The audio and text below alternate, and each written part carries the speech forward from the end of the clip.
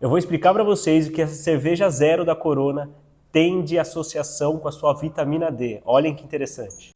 A vitamina D é um nutriente que a gente ingere e um hormônio, ou entre aspas, pró-hormônio que o nosso corpo produz. E tem funções vitais no nosso organismo, porque além de regular a expressão de vários genes, tem um papel fundamental em diversos processos do nosso metabolismo. A produção de vitamina D na pele é a principal fonte natural de vitamina D.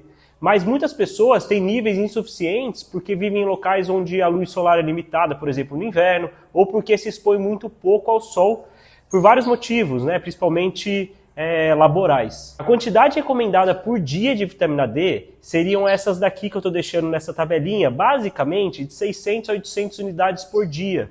E quando a gente dosa no sangue, deficiência é considerada abaixo de 20 ou abaixo de 30 para alguns subgrupos específicos, que eu também estou deixando aqui na tabelinha. Basicamente, se o paciente é jovem, se o paciente não tem nenhuma doença grave, ele deve ter a vitamina D entre 20 e 30. Se o paciente já tem doença renal, se ele tem mais de 65 anos, tem osteoporose ou outras condições, esses níveis de vitamina D deveriam ficar acima de 30.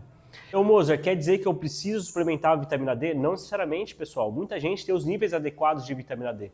Mas, para algumas pessoas, pode ser necessário, de fato, a suplementação de vitamina D e que sejam em doses adequadas. Hoje em dia a gente vê gente recebendo doses cavalares de vitamina D na veia, e existe intoxicação por vitamina D. Então tomem cuidado com isso.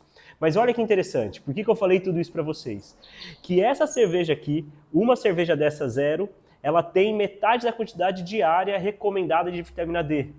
Então, se você tomar 2 cervejas dessas, você já tem toda a quantidade de vitamina D que você precisaria num dia. Eu não estou recomendando ninguém a tomar cerveja zero para poder suplementar ou poder ter os níveis adequados de vitamina D, mas eu achei um dado muito interessante, porque eu não conhecia, estava lendo aqui, rico em vitamina D, e fui entender melhor no rótulo, e aqui no rótulo ele mostra isso daqui. É algo que eu quis trazer de curiosidade aqui para vocês.